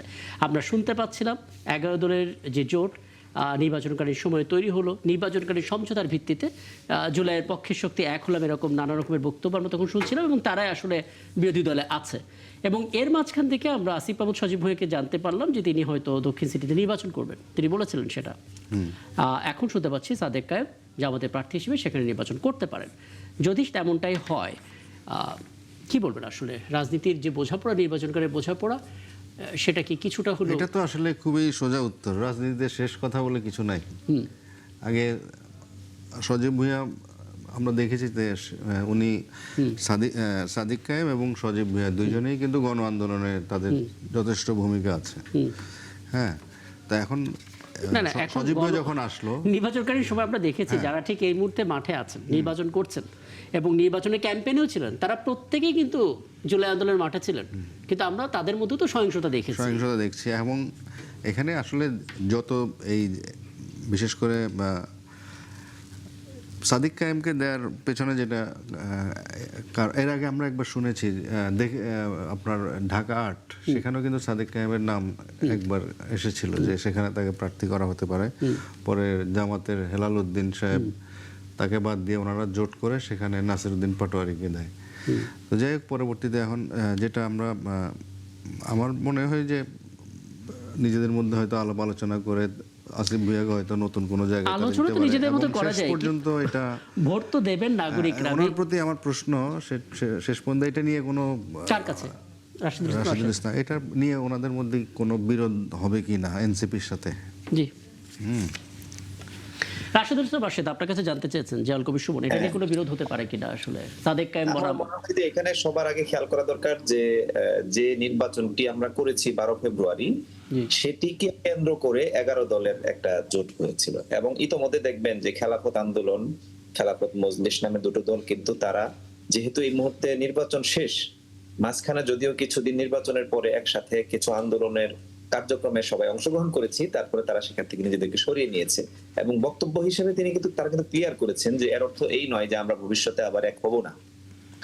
মানে নির্বাচনের সমঝোতা ছিল, সেই সমঝোতায় তারা ছিলেন, নির্বাচন শেষ দেখে তারা আপাতত সেখান থেকে চলে এসেছেন। মানে নির্বাচনী টার্গেট ছিল সেটা শেষ হয়েছে, এখন আবার আরেকটা নির্বাচন আসলে বা অন্য কোনো প্রেক্ষাপট তৈরি হলে এক হবে না এরকম কোনো বক্তব্য নাই। বুঝতে পারছি। সেকেন্ড হচ্ছে যে তার চেয়েও বেশি গুরুত্ব দিয়ে আমি বলতে চাচ্ছি যেটি যে আমিরে জামাত ডাক্তার শফিকুর রহমান তিনি কিছুদিন আগেই সম্ভবত 15-20 দিন আগে একটি বক্তব্যে ক্লিয়ার করেছেন যে আমাদের সারা দেশে স্থানীয় সরকার নির্বাচনের জন্য সকল পর্যায়ের প্রার্থী বাছাই শেষের পর্যায়ে, অর্থাৎ এবং তিনি বলেছেন এটি যে সকল পর্যায়ে আমাদেরকে প্রার্থী নির্ধারণ করব আমরা, এরকম তিনি বলেছেন। তার অংশ হিসেবে ঢাকা সিটি দক্ষিণে আবু সাদিক কায়েম এবং ঢাকা উত্তরে মোহাম্মদ সেলিমউদ্দিন তাকে প্রাথমিকভাবে বাছাই করা হয়েছে। এর অর্থ কিন্তু এই নয় যে চূড়ান্ত। আপনারা হয়তো জানবেন যে এটি দ্বিতীয় ধাপে আমাদের সিদ্ধান্ত এসেছে। আমরা ধরলাম চূড়ান্ত, যদি চূড়ান্ত হয় সেই জায়গা মাথায় রেখে আপনার বক্তব্যটা জানতে চাই। জি, আমার বক্তব্য হচ্ছে যে এখানে সময়ই বলে দিবে, কারণ এটি আমরা ফিল করছি যে আবু সাদিক কায়েম তিনি জনপ্রিয়তার দিক থেকে, সবকিছুর দিক থেকে এবং যোগ্যতার দিক থেকে আমার বিশ্বাস যে তিনি ছাত্র সংসদে যেরকম নেতৃত্বের ভূমিকায় খুবই ভালো করছেন। বুঝতে পারছি, মানে ডাকসুর যে নির্বাচনে জেতা ভূমিধস জয় সেটা আসলে আপনাদেরকে কাজে লাগাতে চান। আচ্ছা, আমি এই জায়গায় একটু জনাব সাইফুল হক আপনার মতামতটা নিতে চাই, কারণ মানুষ আসলে ভোট দেবেন এবং তারা দলীয় প্রতীক না দেখলেও আসলে প্রার্থীকে তো চেনেন যে কে কোন রাজনৈতিক দল করে। এখন এনসিপিকে যারা ভোট দেবেন তারা তো সাদেক কায়েমকে ভোট নাও দিতে পারেন, বা যারা সাদেক কায়েমকে ভোট দেওয়ার কথা ভাবছিলেন তারা এনসিপিকে ভোট নাও দিতে পারেন, অর্থাৎ আসিফ মাহমুদকে ভোট নাও দিতে পারেন। তারপরে মানুষ আসলে একজনকে বেছে নিতে পারতো যদি তারা জোটবদ্ধ হতো, কিন্তু যেহেতু আলাদা হয়ে গেল, মানে মানুষের পছন্দ বলুন, নির্বাচনের সমীকরণ বলুন এবং সার্বিকভাবে নির্বাচনের যে পরিস্থিতি, কি বলবেন আসলে? জি, আপনাকে ধন্যবাদ। আমার আপনার আগের অংশে আমার মন্তব্য করার আগ্রহ ছিল, এখন আর সময় যেতে নেই, আমি ওই প্রসঙ্গে মন্তব্য করছি। জি, এই অংশে যেটা বলার সেটা হলো যে এটা হলো যে যেটা আপনি বলছিলেন জাতীয় সংসদ নির্বাচন কেন্দ্র করে রাজনৈতিক দলগুলোর মধ্যে যে মেরুকরণ বা রাজনৈতিকভাবে একটা ঐক্যবদ্ধ হওয়া, জাতীয় নির্বাচনের পরে তো ধরুন সেই প্রায়োরিটিটা হয়তো আগের জায়গার মধ্যে নেই। এবার একটা স্থানীয় সরকার নির্বাচন কেন্দ্র করে ইতিমধ্যেই জামাত বা এনসিপির তাদের যে অ্যালাইনমেন্ট, তারা স্ব জায়গা থেকে নির্বাচন করবেন এরকম একটা কথা মধ্যে আমরা জানতে পেরেছি। আমার নিজের ধারণা আপনি এখন যেগুলো বলছেন তথ্য আকারে, এগুলো দলগুলোর নিজস্ব রাজনৈতিক প্রস্তুতি, সাংগঠনিক প্রস্তুতির অংশ। নির্বাচন যত এগিয়ে আসবে, এই নির্বাচন হতে এখনো মাস বাকি আছে, নির্বাচন যখন এগিয়ে আসবে অনেক রাজনৈতিক সমীকরণ হবে, অনেক বোঝাপড়া হবে, যেহেতু এটা দলীয় প্রতীকের নির্বাচন না, বা তারপরও যেহেতু মানুষ বুঝবে আর কোন প্রার্থী কোন রাজনৈতিক দলের সমর্থনে আছেন, ফলে এইটার আপনি দেখবেন যে নানা ধরনের আপনি কিছুটা জানবেন কিছুটা জানতে পারবেন না, এরকম নানা বোঝাপড়ার সমঝোতা হবে। কেউ ধরেন দুটো ছেড়ে দিয়ে একটা নেবেন, কেউ 5টা ছেড়ে দিয়ে একটা জায়গায় যাবেন, অনেকগুলো জিনিস হতে পারে। এই এখনকার অবস্থা কোনো চূড়ান্ত বিষয় বলে তারপরে বোঝা যাচ্ছে যে এখন এই মুহূর্তে আলোচনাটা একটু বেশি আর্লি হয়ে যায়। আচ্ছা এটা বেশি রাশিদ আগে রাশেদ, হচ্ছে। আমার হাতে সময় আরো তো অনেক নেই। সমীকরণ আমরা দেখতে না, তারপরও 30 সেকেন্ড একটু বলি। আচ্ছা 30 সেকেন্ডের মধ্যে শেষ করবে প্লিজ। হ্যাঁ, আমি আমার এলাকায় গিয়ে এই কথা বলেছি যে আমরা যে জাতীয় নির্বাচন করেছি, সাদা পাঞ্জাবি গায়ে দিয়ে ঘুরে বেড়াইছি, আমাদেরকে অনেকেই দেখে নাই, তারপরেও কিন্তু সামগ্রিকভাবে চিন্তা করে আমাদেরকে ভোট দিয়েছেন, নির্বাচিত হয়ে এসেছি আমরা। স্থানীয় সরকার নির্বাচনে কিন্তু এটা হবে না। মানুষ দেখবে যে কে আমাদের পাশে আছে, তার সহযোগিতা আমরা পাচ্ছি কিনা, তার দ্বারা আমরা কাজ পাচ্ছি কিনা। সুতরাং এই মুহূর্তে প্রার্থী সিলেক্ট করা, সে কোন দলের, এটার চেয়েও বড় বিষয় আমি যেটি বলবো যে আগামী দিনে এমন প্রার্থীদেরকেই সিলেক্ট করা হোক যাদের দ্বারা মানুষ উপকৃত হবে এবং রিয়েলি তারা মানুষের জন্য কাজ করবে। অনেক ধন্যবাদ। এবং ফিরোজে দেখেন, দুঃখ প্রকাশ করছে আপনার কাছে সময়টা একেবারেই নেই, নয়তো আলাপটা দীর্ঘ করতাম। আমি আপনার কাছে একটু জানতে চাই, এই ধর্ষণের ঘটনা বেড়ে যাওয়ার কারণটা কি? আমরা অনেক কিছু জানতে পারছিলাম, রাজনৈতিক ক্ষমতার দাপট জানতে পারছিলাম, কিশোর গ্যাং কালচার, বিচারহীনতার সংস্কৃতি, নানা কিছু আসছে। আপনাদের সমীক্ষায় কোন কারণটা সবচেয়ে বেশি এসেছে ধর্ষণ বেড়ে যাওয়ার পেছনে? আমাদের তো এটা আমরা ধারাবাহিক সমীক্ষা প্রত্যেক বছরই করে থাকি একটা, সেটাই ধারাবাহিকতা এবারেরও সমীক্ষাটা। এবং আমাদের সমীক্ষাটা কিন্তু খুব একটা আমাদের সূত্রের যে সোর্স সেটা কিন্তু খুব সীমিত এরিয়া। সেটা হচ্ছে পত্রিকাতে যে সমস্ত নিউজ ছাপা হয় ধর্ষণের বিষয়ে, সেরকম 14টি পত্রিকা, এবং সাম্প্রতিককালে আমরা সেই 14টি পত্রিকা নিয়েই আমরা কিন্তু এইটা করি। কাজে আপনি নিশ্চয়ই বুঝতে পারছেন আমার কথাটা বলার অর্থটা হলো যে এইটা কিন্তু মানে সামগ্রিক যে চিত্র তার একটা আংশিক চিত্র। একদম, মানে যেটা আমরা কভার করিনি গণমাধ্যম কর্মীরা, সেটা সমীক্ষায় আসেনি। সেটাই সমীক্ষার মধ্যে আমরা আনার চেষ্টা করি। তো এখানে আপনি যেটা প্রশ্ন করছেন যে আমাদের কাছে কি মনে হয়, আমাদের কাছে প্রথমত মনে হচ্ছে যেটা যে এই যে নারীর প্রতি নির্যাতন, যৌন নির্যাতন বলেন, পারিবারিক নির্যাতন বলেন, ধর্ষণের মতো অপরাধ বলেন, এগুলো তো একটা অপরাধ। এটাই আমরা ভাবতে পারি না, সমাজ বোধে এটাই ভাবে না যে এগুলো একটা নারী হচ্ছে একটা দুর্বল প্রান্তিক জনগোষ্ঠী, তার উপর যে কোনো কারণে যে কোনো ধরনের অত্যাচার করা যেতে পারে। আপনি দেখবেন যে বাংলাদেশের ক্ষেত্রেও যদি বাইরেও যদি বলি, যখনই একটা জাতি একটা ক্রাইসিসে পড়ে তখন প্রথম টার্গেট হয় নারীরা। এবং এই যে প্রথম নানাভাবে নারীরা টার্গেট হয়, রাজনৈতিক কারণে টার্গেট হয়, পারিবারিক কারণে টার্গেট হয়, সাম্প্রদায়িক কারণে টার্গেট হয়, নানা কারণে নারীরাই কিন্তু প্রথম টার্গেট হয়। কাজে এই যে নারীর একটা প্রান্তিক অবস্থান, তার যে একটা ক্ষমতার ভারসাম্যহীনতা, ক্ষমতার মধ্যে পুরুষের সাথে নারী যে অসম ক্ষমতা, নারী যে আর্থিক তার একটা রিসোর্স নাই, অর্থনৈতিক সংস্থান নাই, সম্পত্তির অধিকার নাই, তার নিজস্ব কোনো সম্পত্তি থাকে না। কাজে এই যে তার একটা প্রান্তিক অবস্থান, এই অবস্থানটাও এই ধরনের মানে অপরাধ, নারীর প্রতি নির্যাতনটাকে অপরাধ মনে না করার একটা বড় কারণ। এবং অবশ্যই সবকিছু মিলিয়ে যেটা মূল কারণ সেটা হচ্ছে যে বিচারহীনতা। আপনি দেখেন যে সাম্প্রতিককালে যে 2-3টা ঘটনা আমরা বললাম যে খুব একটা মিডিয়াতে একটা সরগোল পড়ে গেল, দ্রুত বিচারের কথা বললাম, একটারও কিন্তু বিচার এখন পর্যন্ত শেষ হয়নি। আসিয়ার ঘটনার বিচার এখনো শেষ হয়নি, রমিসা তো সেদিন ঘটলো। তাহলে এই জায়গাগুলো আমার মনে হয় যে তারপরেও আমরা মনে করি একদম আপনি খুব চমৎকার করে আসলে স্পষ্ট করে বলেছেন। জলকমিশন, আপনি কিছু জানতে চাইবেন? জি না, এই আমরা এমনি জানি যে এই সাধারণত এই ধর্ষণ বা এই ঘটনা এগুলো কিন্তু সংখ্যা বাংলাদেশে অন অ্যান অ্যাভারেজ 1000-এর মতো হয় প্রতি বছর। কিন্তু এই যে ক্রমাগত গত কয়েক বছরে যদি আপনি ইয়েটা দেখেন, ডাটাটা দেখেন, এরকমই দেখবেন। তো এই 24 আর 25, বিশেষ করে 24 সালে গণ অভ্যুত্থান বা 25 সাল, এই এক বছরে এখানে কি রাজনৈতিক প্রভাবটা কি বেশি কাজ করেছে কিনা, সেরকম আপনারা দেখেছেন কিনা, না অন্য কোনো কারণ? আমাদের কাছে যে রিপোর্ট আসে, এটাই সমীক্ষার রিপোর্ট না, আমরা তো অভিযোগগুলো গ্রহণ করি, বিভিন্ন অভিযোগ গ্রহণ করি এবং সেগুলো তদন্ত করা, কেস করা, সালিসি করা, এগুলো আমরা করি। সেগুলো থেকে আমাদের যেটা মনে হয় যে এই ক্ষমতার প্রভাবটা কিন্তু আগেও ছিল, এটা বরাবরই থাকে, বরাবরই ছিল। কিন্তু এখন যেটা তার সাথে যুক্ত হয়েছে, সমাজের মধ্যে একটা নারী বিদ্বেষী একটা সংস্কৃতির চর্চা হচ্ছে। এটার জন্য কি আমাদের পারিবারিক শিক্ষাটা কি এটার জন্য দায়ী করবেন আপনি? না, পারিবারিক শিক্ষাকে দায়ী করবো না আমি। পারিবারিক শিক্ষার চেয়ে বড় কথা হচ্ছে সমাজের মধ্যে একটা নারী বিরোধী সংস্কৃতি, একটা সাংস্কৃতিক সাম্প্রদায়িক সংস্কৃতিকে লালন করার চেষ্টা করা হচ্ছে। মানে পরিবারে যদি আপনি আপনার সন্তানকে যদি আপনার ধরেন নারীদের সম্পর্কে তাকে যদি সেভাবে আমরা যদি আমাদের সন্তানকে সেভাবে উঠাতে পারি, নারীর প্রতি সম্মান দিয়ে। কতদিন লাগে? পরিবার কি কাঁচের ঘরের মধ্যে রাখবেন? পরিবারকে তো সমাজের মধ্যেই হতে হবে। আমি একটু জিয়াউল কবির সুমনের প্রশ্নটাকে আরেকটু যদি আপনাকে প্রিসাইজলি বলি, আমরা দেখতে পাচ্ছি এই সময় প্রচুর কিশোর গ্যাংয়ের কালচার গ্রুপ ধরে ধরে হচ্ছে, আপনাদের সমীক্ষায় সেটা এসছে। এই তরুণরা যদি পারিবারিক শিক্ষাটা পেত, অন্তত এই কালচারে তারা যেত না। মানে এটা কতটা মাথা ব্যথা তৈরি করছে আসলে? না, এটাই কিশোরগঞ্জ এটা মাথা ব্যথার কারণ। পারিবারিক সেখানে প্যারেন্টিং মানে পারিবারিক একটা পরিচর্যা দরকার। কিন্তু আমার কথা হলো যে এই পারিবারিক পরিচর্যাটা তখনই ইফেক্টিভ হবে যখন আপনি দেখবেন একটা ইয়াং বয়সের ছেলে যদি দেখে যে ক্ষমতা হাতে থাকলে সবকিছু যে কোনো অপরাধ করে ফেলা যায়, অপরাধ তো অপরাধ বলে গণ্য করে না। তখন কোন পরিবারের সন্তান তার মা বাবার সাথে থাকবে আর ওই যারা তাকে মদত দিচ্ছে স্বার্থান্বেষী গোষ্ঠী তার পিছনে দৌড়াবে? একদম। তাহলে আপনি আমাদেরকে এককভাবে বললে হবে না। একদম।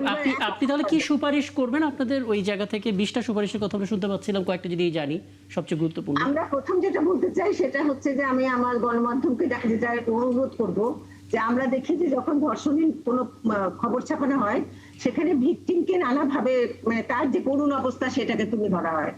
সেইটার চেয়ে আমার মনে হয় যে অপরাধীকে এখানে অপরাধীর মুখোশটা অপরাধীর পরিচয়টাকে নিয়ে আসাটা বেশি দরকার। যে অপরাধী যে তার স্থান কি, তার অবস্থান কি, তার সে আরো অপরাধের সাথে জড়িত আছে তার বিষয়ে একটা তথ্য গণমাধ্যমে আসা দরকার। এটা হচ্ছে একটা কথা। এবং আমরা সবসময় বলে আসছি এবং বিচার হতে হবে। বিচার এরকম